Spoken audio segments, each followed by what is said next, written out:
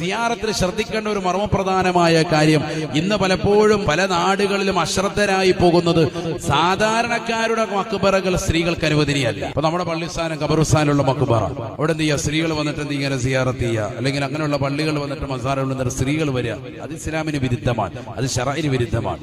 എന്താ അങ്ങനെയാണ്? അതവരുടെ ഹൃദയത്തിന് പ്രയാസമുണ്ടാക്കും. അവർക്ക് മാനസികമായി അത്രത്തോളം പുരുഷന്മാരുടെ അത്ര ഹൃദയത്തിന് ഒരു കട്ടി ഉണ്ടാവൂല, അവരുടെ മനസ്സിന് വളരെ പ്രയാസമുണ്ടാകുന്ന. എന്റെ ഹൃദയം ഖബർ കണ്ടുകൊണ്ടും കുലുക്കോ ഇല്ല എന്ന് പറയുന്നതിലല്ല വിഷയം. ദീനൊരു വിഷയത്തിൽ പറഞ്ഞാൽ അത് പരിപൂർണമായി മുറുകെ പിടിക്കുക എന്നുള്ളതാണ്. സ്ത്രീകൾക്ക് സാദാ സീത ഖബർ ഉണ്ടല്ലോ, നമ്മുടെ പള്ളിസ്ഥാനിലെ ഖബർ, വാപ്പാടെ ഖബർ, ഉമ്മാടെ ഖബർ, കൊച്ചുമ്മാടെ, എളാമ്മാടെ, മൂത്താപ്പാടെ ഖബർ, അത് പറ്റില്ല.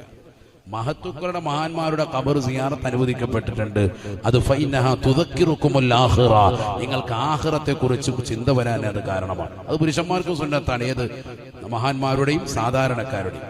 പാപ്പ ഉമ്മാക്ക് മരിച്ചാൽ പിന്നെ വീട്ടിൽ ഇരുന്നിട്ട് യാസീൻ ഓതുക, ഖത്തം ഓതുക, ദിക്ർ ചൊല്ലുക, 70,000 തഹ്ലീൽ ചൊല്ലി ഹദിയ ചെയ്യുക, ഖത്തം ഓതി കൊടുക്കുക, ഇതൊക്കെ സ്ത്രീകൾക്ക് പറ്റും. പള്ളിയിൽ എന്തുണ്ട്, ഒരു മഹാന്റെ മക്ബറയുണ്ട്, ആ മക്ബറയുടെ ചാരത്ത് നമ്മൾ വന്നു. അപ്പൊ അവിടെ നിന്നുകൊണ്ട് തന്നെ നമ്മുടെ വാപ്പ ഉമ്മാക്കൊക്കെ കൊണ്ട് ഒരു ഫാത്തിഹ അഷ്ടം ഓതി ആയിക്കോട്ടെ.